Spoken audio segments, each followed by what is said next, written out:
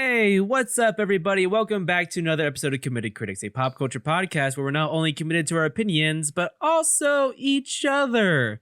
Aww. I'm Kevin Lau. I'm Ryan Davis. I'm Zach Wright. And I'm Jordan Wright. That's still weird. Yes, it is.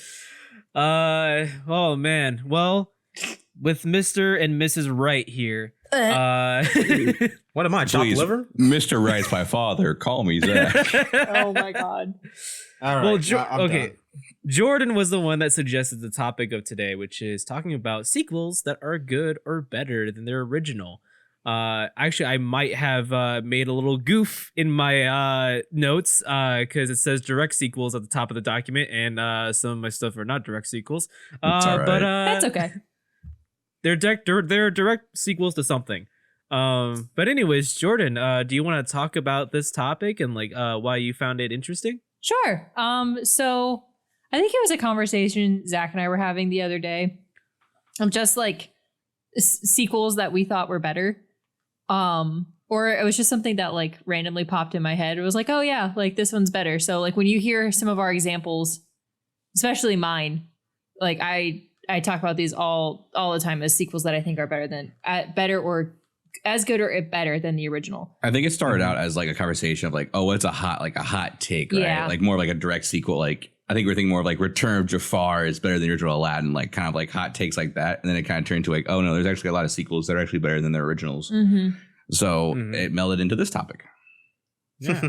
And that's why some of us have younger siblings. Anyways. So we're gonna just give us our quick thoughts of like what makes a sequel better than the original. Anyone in particular want to go first? I will. All right.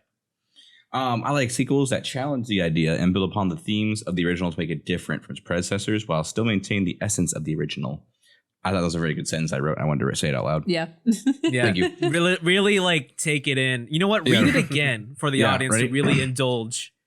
Sequels that challenge the idea and build upon the themes of the original to make it different from its predecessor while still maintaining the essence of the original. All Those are right, the savor sequels. that, audience. Just savor it. that. And then completely ignore it when I get to my second pick later. A good sequel should tell an original story while still like maintain that same theme as the original. So the example that I put in our little document was like Empire Strikes Back versus A New Hope. Like A New Hope is like the baseline, right? And then you put in Empire Strikes Back where it kind of takes everything that A New Hope established, turns it on its head while still maintaining that essence and that core of Star Wars, and makes it one of the most, as Kevin will say later, Star Wars to ever Star Wars with both a different movie. But it doesn't take away from the original. Yeah, fair enough. How about you, Jordan? I agree with Zach that a sequel should build off of what the first film did without being an exact replica or something entirely different. Now, I mean, there's a little bit of a caveat to that, especially with your pick, Kevin, but Oof.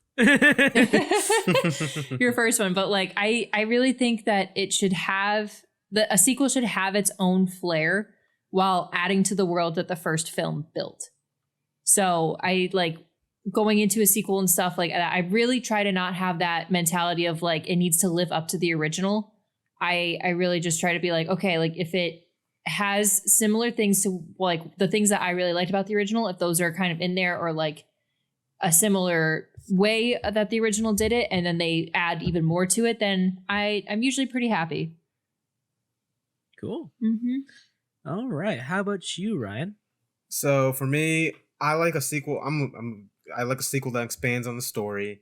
Will add more depth and mystery to the characters, but I don't want it to necessarily ignore what the original was. I know certain movies have done that, including a movie that's on this list that just, but We're still talking about Kevin's movie. Yeah. Yeah. Just don't ignore what was already set up. Just try, if you want to expand on it, go ahead, but don't just say screw it. But I wanted to take what you have, what you can do, and make it further. I'm also a good sucker for a Next Generation type sequel, where you have our heroes, you see what they become and where they've gone with their lives, but you also kind of see what they can give to the next generation, respecting the old and embracing the new.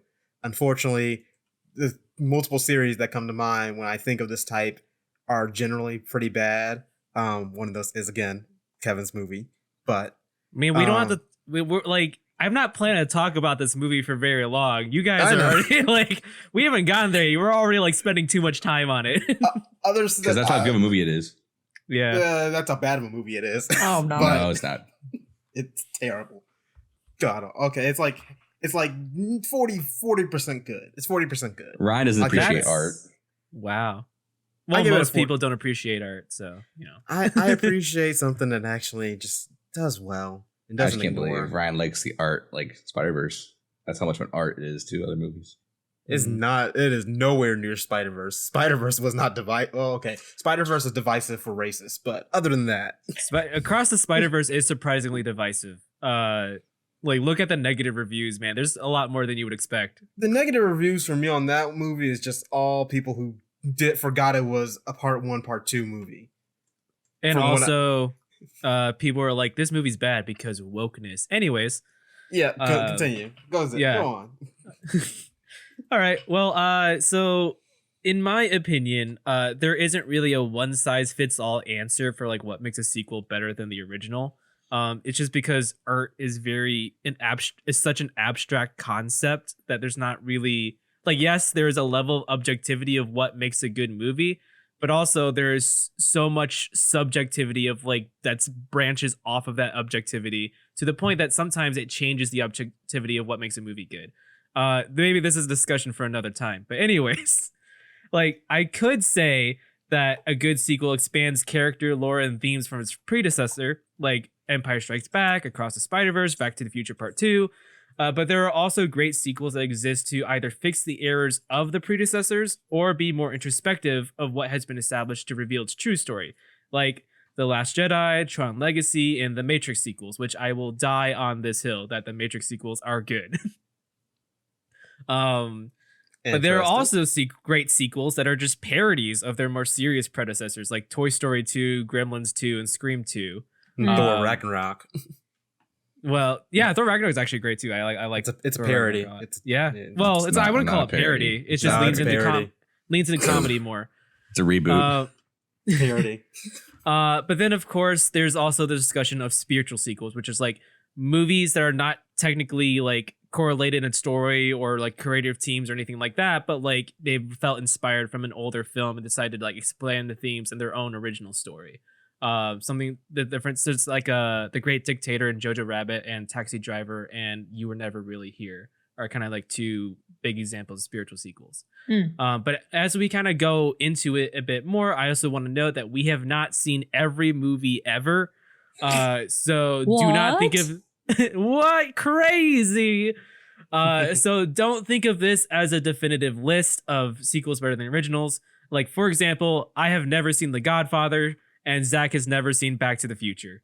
Kevin, I'm gonna be honest. I don't think you need to see The Godfather. I thought it was boring. Jordan's I'm still gonna watch it. Jordan's literally that at some Family Guy point. quote where it's like, I did not care for The Godfather. I really didn't.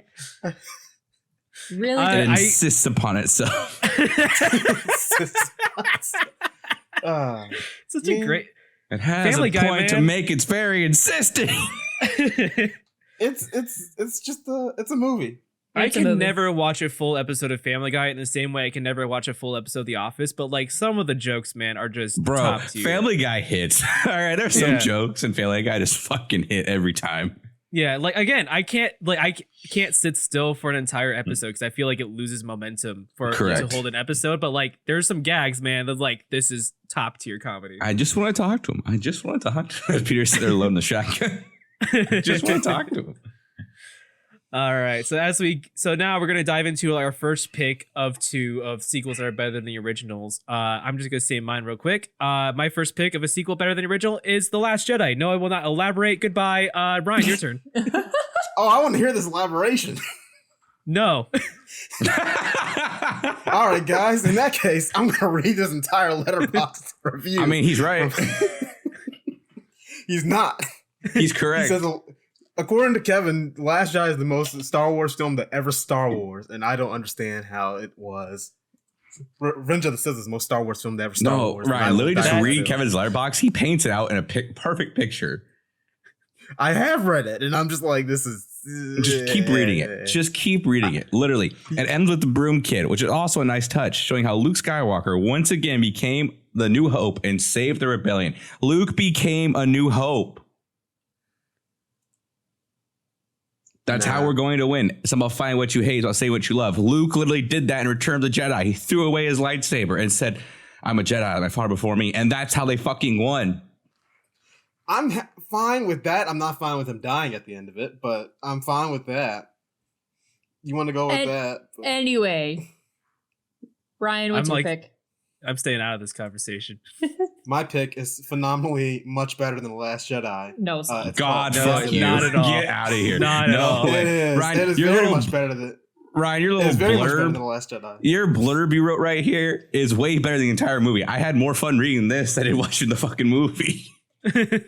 I'm sorry that you can't appreciate quality. You guys just want to laugh out loud to dumb throw your brother jokes and Appreciate quality. What's Get the help. What's the movie? You say that like I don't watch Scorsese movies. Guys, one of the best sequels that ever was made is probably Thor: The Dark World, and I'm gonna die on this hill. Look, guys, let's give Ryan his soapbox. Let's just give him his soapbox. Okay, the first Thor movie is very meh. I will agree with that, but it shows Thor learning humility, which means what it means to be mostly human, and how his relationship with Loki falls apart. It's a good, just story that you just kind of get over with and then moves on. Mm-hmm. But then I love this movie because it takes what that movie does and builds upon itself, and you actually see it more of it. So you get to see Thor's connection with both his human friends and his Asgardian friends, which I appreciated more because we saw his Asgardian friends a little bit in the first movie. We saw him spending most of his time with the human people, and now we get to see him kind of meshing with both and those worlds kind of colliding.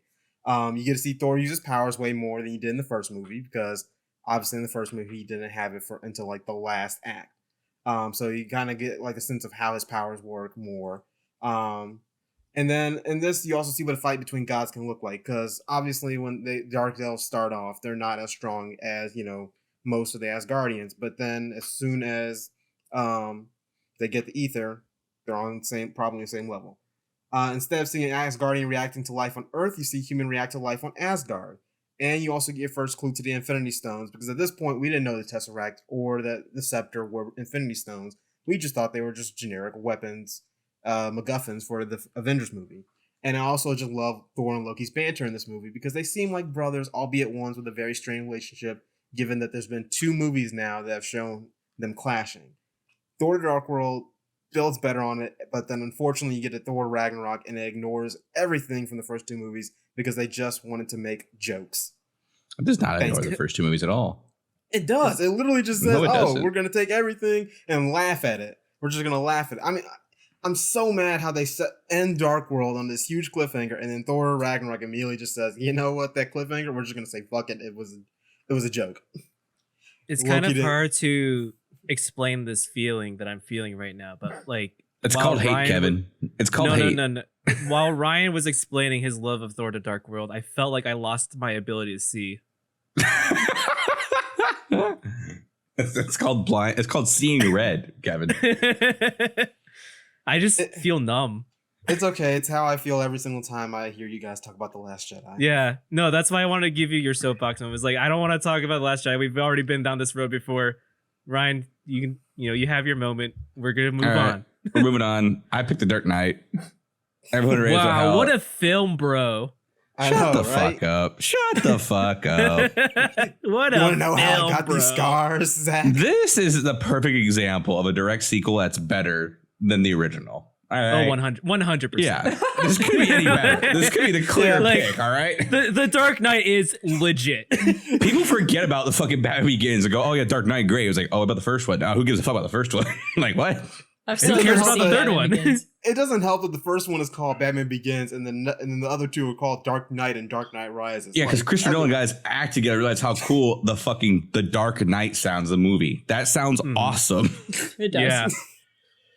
Only thing I have to say is Batman Begins was there to have its growing pains and paved the way for Dark Knight to flourish. And then Dark Knight is what it is, That's it. That's all I got. Yeah. My only sad thing about Dark Knight is that they replaced the actress who played Rachel. Yeah. Yeah, fair enough. I feel like the results were better though after the replacement. I will say That's Maggie Gyllenhaal in the second one did a lot better job than the other one. I can't remember. Katie Holmes was That's the first fair. one. I don't know. You just think Katie Holmes is hotter than Maggie? Yeah. Maggie 100%. Gyllenhaal. Oh, Jesus. 100%. I disagree, but moving on. Well, this is the very first movie that I thought of when we talked about sequels that are better than the originals. Shrek 2. Also correct. Yes. Accurate. This is like epitome, I would say. Even more so, because Shrek 2 came out before The Dark Knight. All right. So, like, this is just like this one, in my opinion, is better than the first Shrek. Like, while Shrek 1 is great, don't get me wrong, you can't get more iconic than a giant Gingy breaking down the castle walls as the fairy godmother sings "I Need a Hero." Like, that is cinema right there. Yeah. I mean, like, I can't believe the Dark Knight stole King Harold's line of "Do you want to know how I got these scars?" Correct. No, like, I just, like, Shrek 2 is just one of those things. Like, I don't even know. Like, it's just so good. It's a metaphor for racism. It was Get Out before Get Out. There we go. Shrek 2 did Get Out better. Shrek 2 walked so Get Out could run. I couldn't get through the sentence. Oh, Lord. No. Shrek 2. Am I wrong? It's iconic. I love Shrek 2. Oh. Well, on that note, we're going to take a quick break and we're going to discuss our other picks for great sequels. See you in a bit.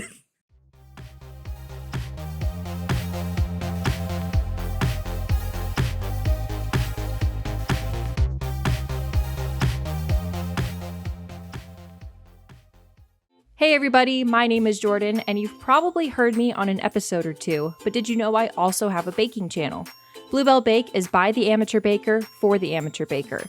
On the channel, I'll be posting recipes, tips and tricks, and more so we can all learn to better our baking skills. You can find my channel on YouTube at Bluebell Bake, we're currently posting monthly, or on Instagram and TikTok, both at bluebell.bake. Come join our little community where no matter what happens, we keep on baking. Don't you wish there was a pop culture review site that appealed to cinephiles, both professional and casual? Well, look no further than crpwrites.com. New content such as movie and TV reviews, film essays, and more are released every week by writers who crave for movies like every moviegoer craves for popcorn. CRP Writes is dedicated to making sure no one is wasting time or money where they shouldn't be. After all, you have to be able to buy your popcorn and eat it too. crpwrites.com. Casual reviews with purpose since 2018.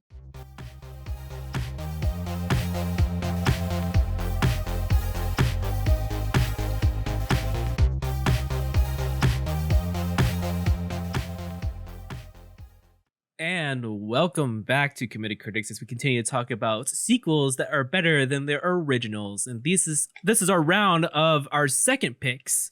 This one's going to be less divisive, so we can just kind of randomly pick who wants to go first. You know, who wants to jump in. Jordan, go ahead. Okay. My second pick is Transformers: Revenge of the Fallen. Get the fuck out of here. What a Whoa. hot take. You No. like What? racist robots? No, Oh, we man, don't. Jordan, I can't believe you're correct. This is the best. This is the best sequel to ever exist. Kevin, my last name's right for a reason. Dude, I love seeing giant fucking metal nuts hanging on a Transformer. No. My second pick is not that. No. My second pick is, again, another iconic one. Princess Diaries 2. Right? Okay, so, like, Princess Diaries is great. They're both really great movies, but I just feel like there are so many more memorable moments in Princess Diaries 2 than the first one. Like, I remember watching Princess Diaries 2 more than I did the original, just because I feel like it has a much better story. You get a young Chris Pine in it. You get mattress surfing. Julie Andrews and Raven Simone sing together. Like, it's so good. Raven Simone is in Princess Diaries? She is. I'll be And honest, to this day, I still don't know what Princess Diaries is about. Oh my God. Princess, look Something. outside. I always get a Go confused. right to I the always got diary. confused. Genovia. I always got it confused with The Princess Bride for like the longest, and then I Those finally are two realized- very different movies. Very, I very know. different. Yeah, like, Princess Diaries is good.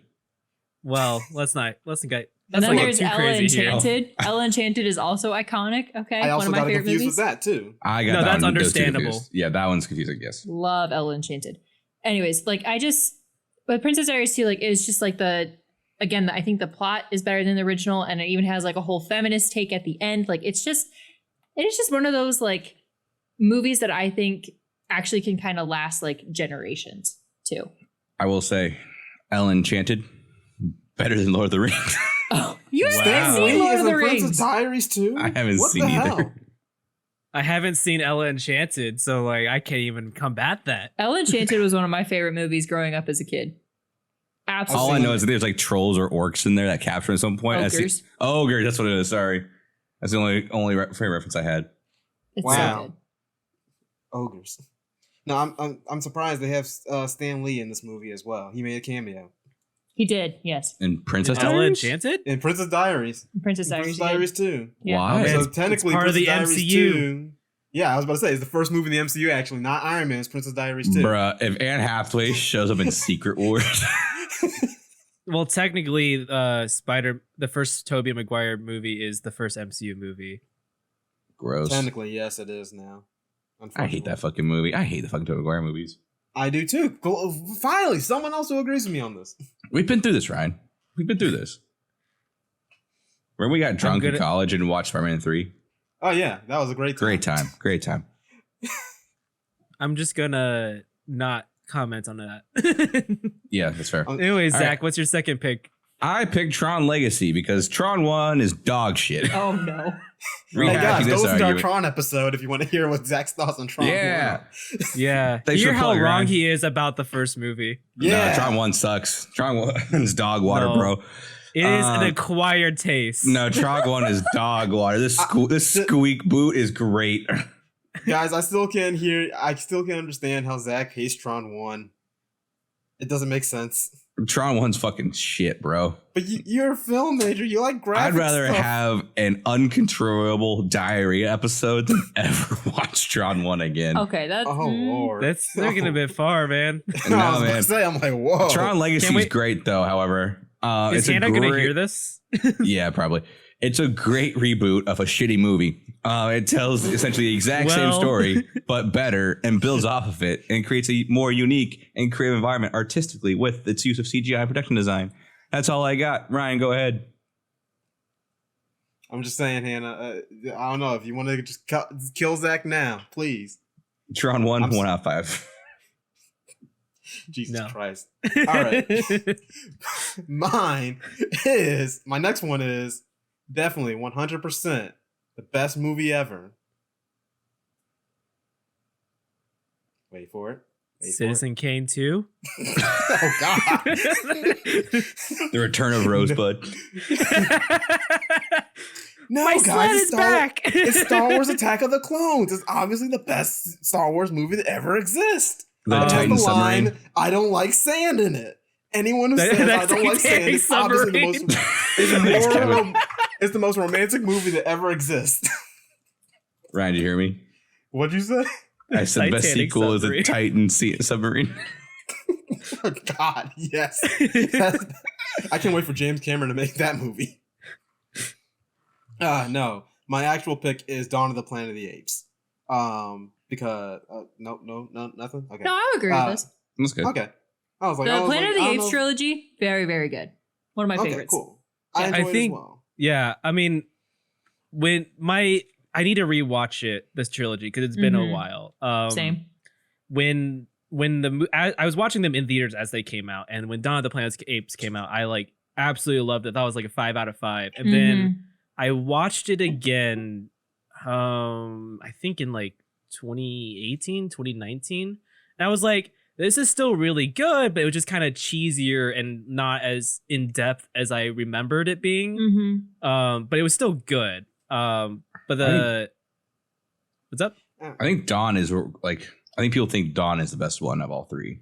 Yeah, I think Actually, I think definitely agree the with that. third one's the best one from my Really? recollection. See, But the third one was also basically like a remake of The Road. So Nice. that's Nice. kind See, of its own thing going on. The third one, they call it War for the Planet of the Apes, and then no war actually happens. It's just Yeah. them walking for like half the movie, and then they get captured, and then it's basically a prison break for the other half of the movie, and then the avalanche comes and kills everyone. And I Yeah, was like, all right.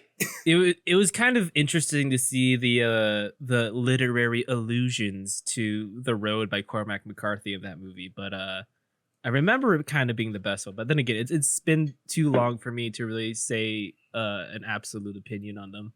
Yeah, I was like, I feel like this one should have been called War for the Planet of the Apes because an actual fight does happen, but to Whoa, elaborate, spoilers!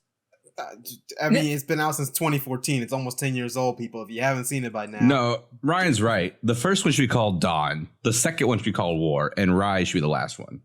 Okay, so I'm like, yeah, that's what I agree with. 100%.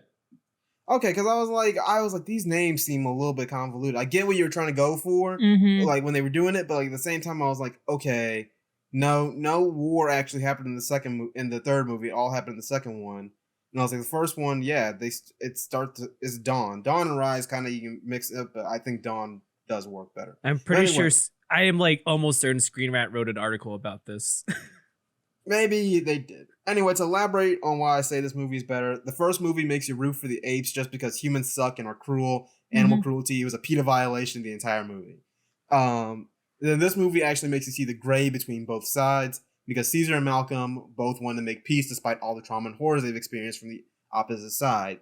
Caesar being experimented on by humans, Malcolm losing it, like, the entire human civilization to the, ape virus. Meanwhile, Koba and Dreyfus, they both can't let go of their past and are willing to drag both their civilizations down in order to exterminate the enemy. And I mean, like, they both end up, like, it comes down to ape versus ape and human versus human at the end, instead of the two sides fighting each other, which I enjoyed because you both see, like, how they kind of, like, they're, like, Koba and Dreyfus both mean well, but at the same time, it's just their hatred gets in the way of them actually being good leaders. And instead, they just, like, fight. They basically say, follow me or get the hell out of my way. Right. So, Cool. Kevin? great. So my second pick, which should not be as divisive as my first pick, that is How to Train Your Dragon 2. Excellent movie. Phenomenal. Yeah. movie. Excellent 'Cause, trilogy. Solid pick. Yeah. I don't like the third one. Oh, I love the third one. I do not like How to Train Your Dragon 3. I like the Three just ending makes of the me third sad. one. I like the very ending of it. But the whole movie itself is boring and really Ouch. uninteresting. You know Ouch. what, right? You know what, Kevin? We were fine. This is the hill you die on. We're coming at you. You will die here. Yeah. All right. Well, How to Train Your Dragon 2 is amazing. 5 out of 5 movie. Because I didn't even care too much for the first one when it came out. I know the first one had a lot of like great reviews, but I watched it. I was like, it's just pretty straightforward. But then the second one came out. I was like, yo, this is a movie. There's like amazing character development, really amazing story beats, and the pacing is excellent. The visuals were amazing. The direction was amazing. Hiccup has a glow up, apparently. Yeah, no, it's Oh, a yes, huge he does. glow up. But yeah, and then like, yeah, third movie's fine, it's whatever. No, How to Train Your Dragon 2, peak animation cinema, as right up there with Spider-Verse. I would say.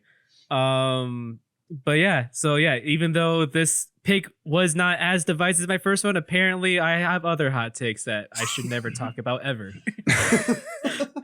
All right, So- guys. Next topic is How to Train Your Dragon 3 and why Kevin is wrong about it. I mean, I'll rewatch it. It's like, man, this movie's kind of boring.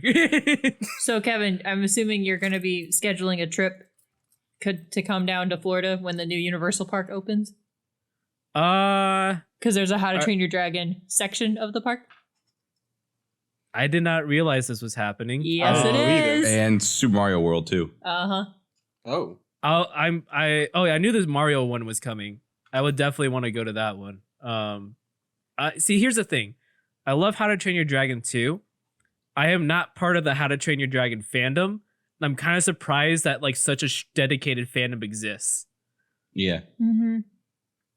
Because also, like, I'm not sure if you guys knew, but these movies are based on books, and the books are awful. Oh, no. Nice. They are bad. This is a case where the adaptation is better than the source material. Nice. So next topic. Comparing the How to Train Your Dragon books to the movies. Just Oh, man. adaptations. No, adaptations that are better than the original. Yeah. Oh, I have a whole article about that. Mainly, the main one being Hunger Games: Catching Fire being a fantastic movie. Oh, it's The so best- good. The best thing to come out of Hunger Games IP ever. Whereas the Catching Fire book is like one of the worst books I've read. Yeah, pretty bad. Yeah. Anyways, moving on to our final thoughts. My final thoughts is sometimes capitalism is good, but only sometimes. Because the corporate greed machine wanting sequels and digging through IPs until there's nothing left to dig. Sometimes you get some good stuff out of it. Most of the time, no. You get Fast and Furious. That's Fast and Furious feels more like a vanity project for Vin Diesel than anything else. I'm It telling should've you, I stopped at think 7. we should just go balls to the wall. We should watch all the Fast and Furious movies Why? I'm down for it. Why? I would to melt our rather brains. I'd Zach, say- I would rather you watch all the Mission Impossible movies. Yeah, it's fair. Ghost say if Protocol, we- real nice. If we did all the Fast and Furious, we got to stop at 7, where the series should have stopped. Because after 8, that's where it definitely loses its mind. It's kind of wild, like with Fast and Furious, that a lot of people I know people who are absolutely dedicated to that franchise, but like they also complain about each movie that comes out. So I'm like, is this series good or not? I can't tell. It's for the It's- memes. It's for the lulz. Hmm. Yeah, at this point. Ryan, what are your final thoughts? Honorable mentions: Spider-Man Across the Spider-Verse. I didn't put it in here because I didn't know if we were going to talk about spoilers or whatever. John Wick Chapter 2. He kills man with a pencil. How Oh, to Train yeah. Your Dragon 2 was also on this list, but Kevin already elaborated on that. I'll also add Kung Fu Panda 2. I was debating on using. Oh yeah, that's a great one. DreamWorks does good sequels for the most part. I was debating on using any of those, but I wanted the Dark World for the lulz. I want my world to go dark. Anyways, Zach, how about you? It's usually difficult for a sequel to beat the original, but when it does, boys, it's satisfying. All right, how about you, Jordan? If the first movie is outstanding, it's hard for the sequel to live up to those expectations. But if it's done right, and not just to make a quick buck, I think sequels can be pretty damn good, if not better, than the original. Wasn't I want to say there was a sequel that was made for a quick buck, but they just ended up hiring the right writers and director to just Probably, yeah. make something really good instead. I can't remember which one it was, but it was something that was pretty surprising. But on that note, on the next episode, we will cover Ted Lasso season 1, challenged by Zach. Woo! Yes. And if you want to hear the rest of our thoughts about other topics, tune into our full episode over on Patreon. Link to that is below in the description. If you also want to follow me on Letterboxd and read my hot take reviews, I am K to the Lau on there. That's KTOTHELAU on letterboxd.com. LETTERBOXD. You can follow us on Twitter at Committed Crits, YouTube Committed Critics, TikTok at Committed Critics, and special thanks to our current patrons: Davey Peppers from Game Mechanics, Ryan Kolbakowski from Ryan Plays Drums, Andy Phillips from Andy Phillips, Jody Wright, Devin Vonderhyde, and Brandon Morales. And we will see you in 2 weeks. Bye.